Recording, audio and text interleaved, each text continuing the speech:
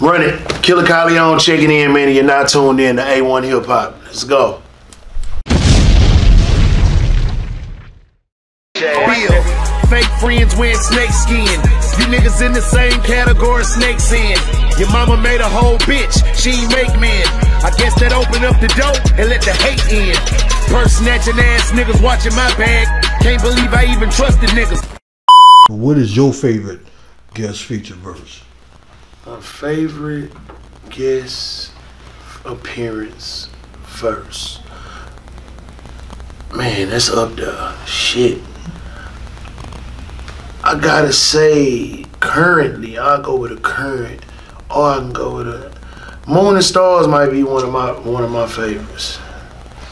Moon and Stars for shit show. Great pick. Wow. Yeah. I mean, you know, you in Currency or you in Big Crit. They're my niggas, yeah. And it's like we all started to come into our own at that time.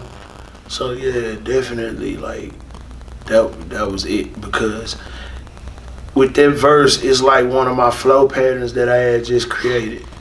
And so, yeah. Great pick. We hear from a little birdie that you have a secret project coming out in the beginning of the year. Tell us about that?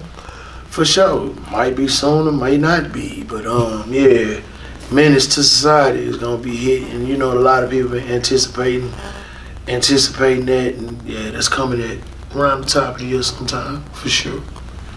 Now speaking of that, Menace to Society, you know, he was signed to Rap a Lot, was it at the time? You know, I see he was riding in your car. Kane was down here, and I see the car got messed up doing a certain situation. Like, is the car been running? Is it going looking good? It came back better than it ever was. And yeah, he's actually narrating the whole project. Nice. Yeah. Ty's actually, he's narrating the entire project. Yeah.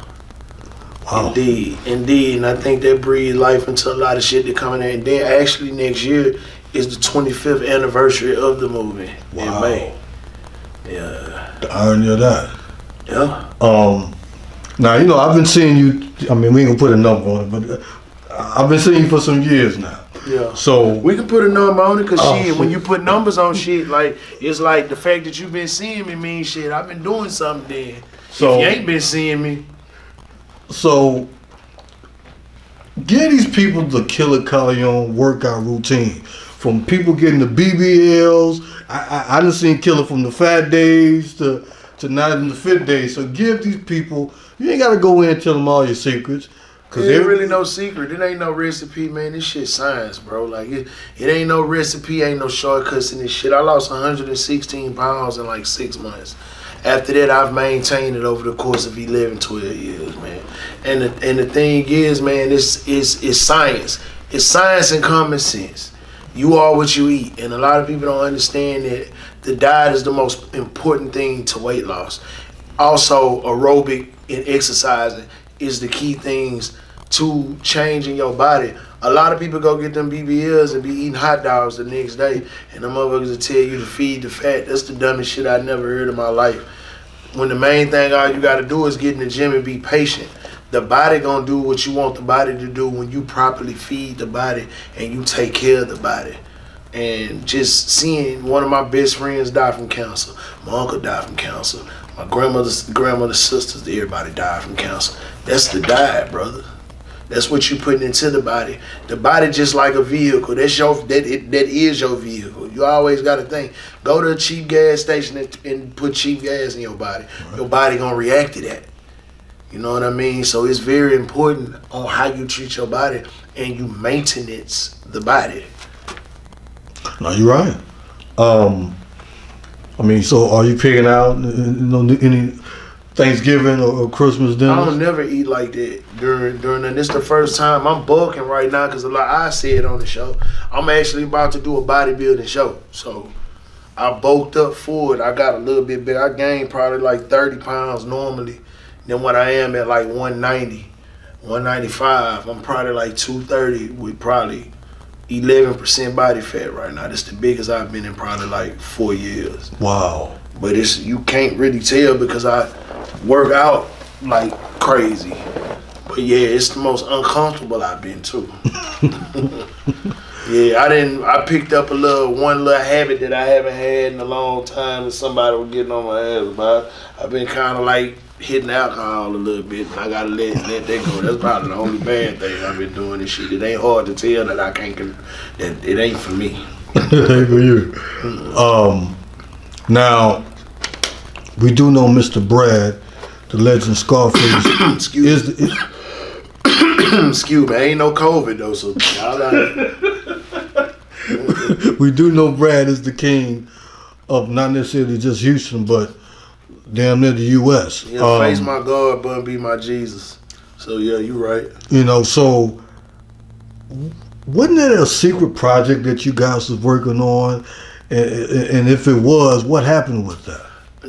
It's never been a secret project. It's what's been going on is the records that I've been working on. But Face really ain't giving a damn about rap right now. He ain't really giving a shit about rap. So if you can do a Freddie Gibbs and you can pull him out and inspire him to do something, he's definitely inspired to do shit. But anybody that's in music, I tell him, he say that shit all the time, like he not gonna rap no more. Thing about this shit is like when you get an itch, you start hearing shit, like I hear shit and it make me wanna rap. Like I listen to projects, that shit make me go to the studio. Certain projects, you know what I mean? But will I ever fall out of love with this? This shit done fucked up so many of my relationships, friendships, everything, because being in a relationship with me, music gonna come first. I mean, shit, I'm sorry. That's my first love. That's crazy because it ties to my next question on your views on the industry today. It's a lot going on. I mean, a lot going on. I mean, from your songs like Let Us Pray, you know, that's one of my favorite songs on the album. Yeah. You know, I think it's a 2-part album. 10 of the songs is a certain part, and then you go on into another vibe. That's exactly what it is. It's a whole part. It's when it come on from the intro, that's like before every Bulls game they had that intro. And that's to get you pumped up for the start of the game, and it goes in quarters, for sure. So what are your views on the industry today? You know, you being with the Boss Hog Outlaws, and you know, you can tie, you know, I mean the Jews run the industry. You know, I remember, you know, I saw David Banner at the event. You guys are close. It's a different world. Like me and you've been knowing each other for a long time. Right so on. Even with the media game, it's a lot of teachers on, it's a lot of people that's picking up the cam. But you know, as you see what's going on with Kanye West, you know, what are your views on what's going on now in this world, in the industry? You know what I learned to do? I learned to act like I'm in a horse race.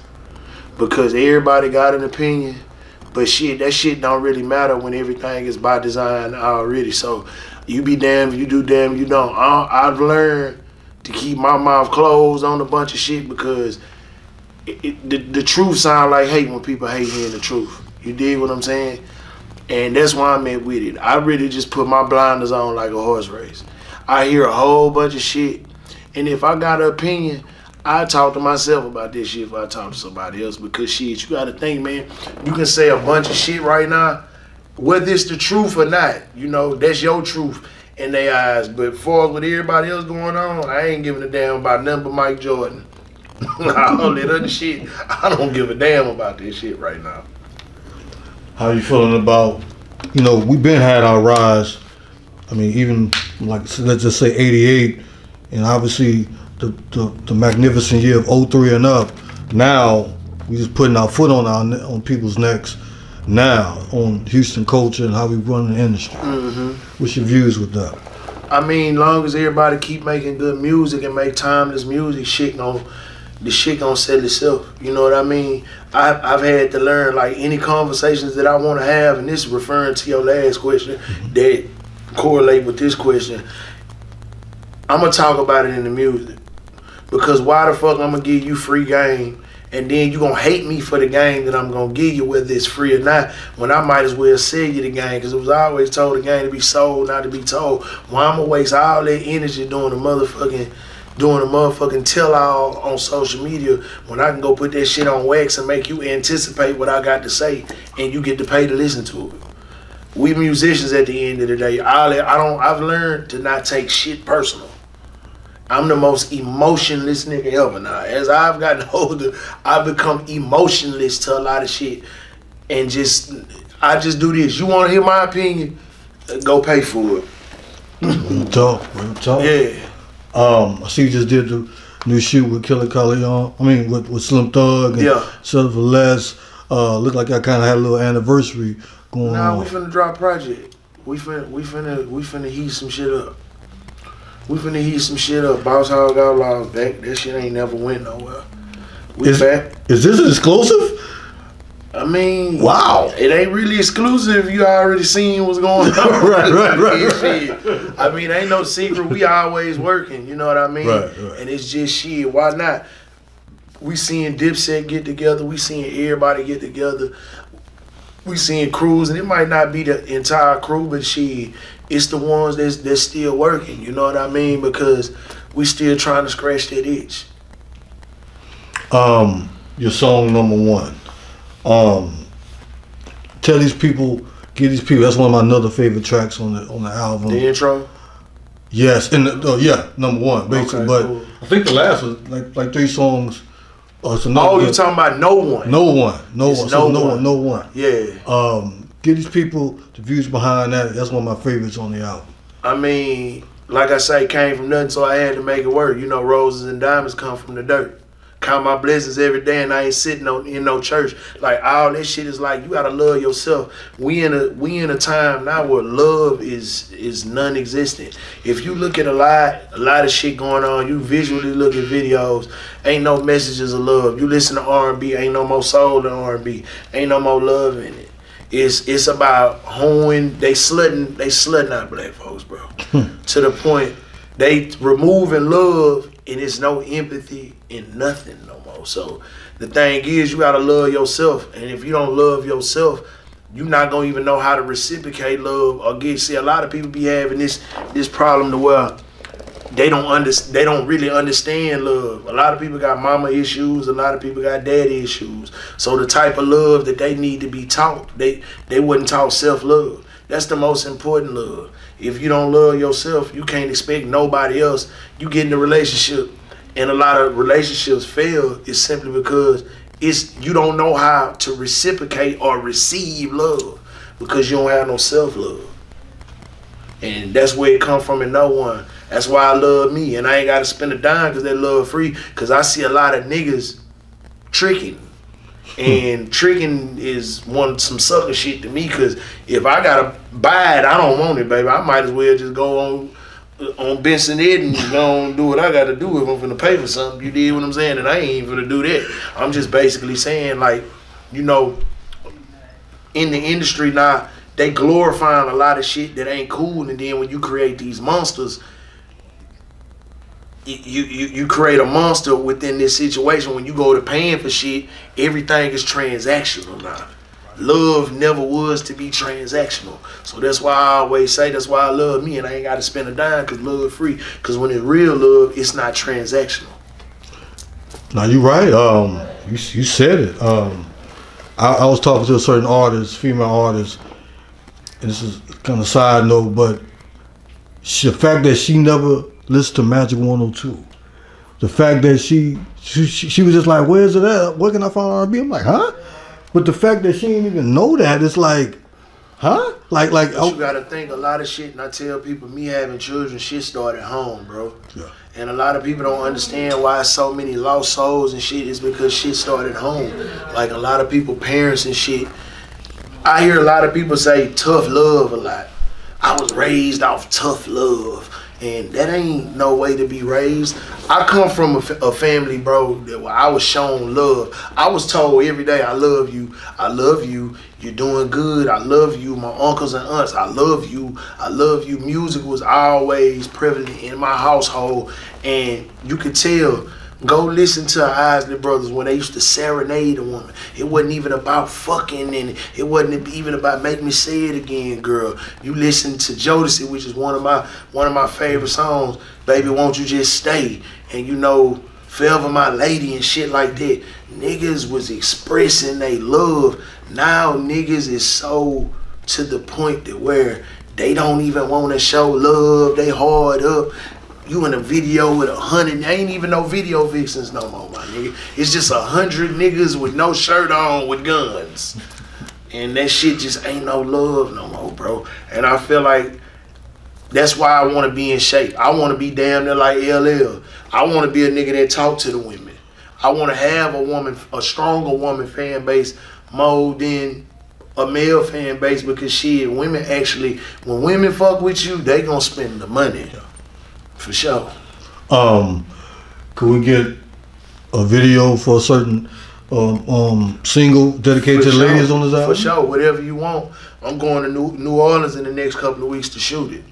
So that's pretty much, being that Louisiana and Texas has always been cousins in the sound part. Because like I speak in a lot of interviews lately, I've been telling people, like, culturally, you know what I mean, the industry has really been slutting out the Texas, Louisiana bass sound. And you gotta pay homage to these sounds. And being that we next door, Louisiana always fucked with us. And me seeing that the bounce music is prevalent within music still in hip hop and in the South. You know what I mean? I had to pay homage to Louisiana with that sound. I be out there so much. And it's a record that people don't expect, but they do expect, because as of lately with a lot of my freestyles, I cater to the woman. I got some shit called Mr. Nasty Time. I always do. They go crazy when I do that shit. So I basically put one of those on there, and in the latter year, I might do a whole project like that, just strictly for women. I can see that. Any last words to the people? Any New Year's resolutions or any, you know what? We're gonna flip that. Any advice you would tell a future you that's coming for 2023? Go get Mike Jordan. That bitch on all streaming platforms right now. Keep hustling. Grind with a purpose. Keep your focus on you. Don't be scared to gamble. That's what risk and reward. Go listen to Mike Jordan. Everything you just asked me, I'll give you a blueprint to all this shit on the project. You know, right now it's about Mike Jordan. You know, and I'm going to just tell y'all that, like I told you, just like Mike say, everybody food right now. You on the menu. I ain't got no advice for nobody but Mike Jordan right now. And my fans, who I love the most, well, a fan just told me last night, bro, it's crazy, like at the listening, you wasn't treating us like fans, you was treating us like family. And I say I do that a lot, bro, because y'all buy my music, y'all the reason why I'm able to do the things that I do. So I gotta be able to be touchable to my fans. I done been in relationships where motherfuckers be like, why are you speaking to these people? Why are you hugging these people? Because you gotta take time out to physically touch the fans, bro. And you gotta make them feel like they're a part of your family. Look at how Nicki got the Bobs. Look at how Megan got the Hotties. Look at how Mike had these cult followers. It's because you make your fans feel like they're a part of your journey. And that's my advice. If I could ever give you any advice, your fans, you don't create new fans. Your fans help you create new fans by putting others on you. It's just like when you got a product that you selling and a motherfucker know, boy, that nigga got that gas. I just got some gas from that nigga. You need to go get some gas. That nigga got the best gas. Right. This is what this shit is. You know, it's word of mouth. Once you overly express yourself to your fans and you make them feel like, damn, I feel good to be a fan, they go tell others and word of mouth spread like a plague. So that's the best thing to do, man. Keep on making sure the music good, building up that fan base, concentrate on your fan base first. And shit, you gonna keep winning. Right, that's it. That was a dope. Killa Kyleon checking in, man, and you're not tuned in to A1 Hip Hop, man. For all things Killa Kyleon, go to Instagram, follow me at Killa the Go Kyleon. Head over to Twitter, follow me at Killa Kyleon on Twitter, man. And be sure you check out the page, man, for all merch, all shows, all anything, all things Killa Kyleon will be right there for you, man. Team Runner, we running, check it out. Bill, hey, I know what you want. I know what you need. Hit it from the back, stuffing up your knees. Pulling on your hair, fucking up your weed. Got a crying for the dick, she gon' beg and plead. Bustin' back to back like a trigger squeeze.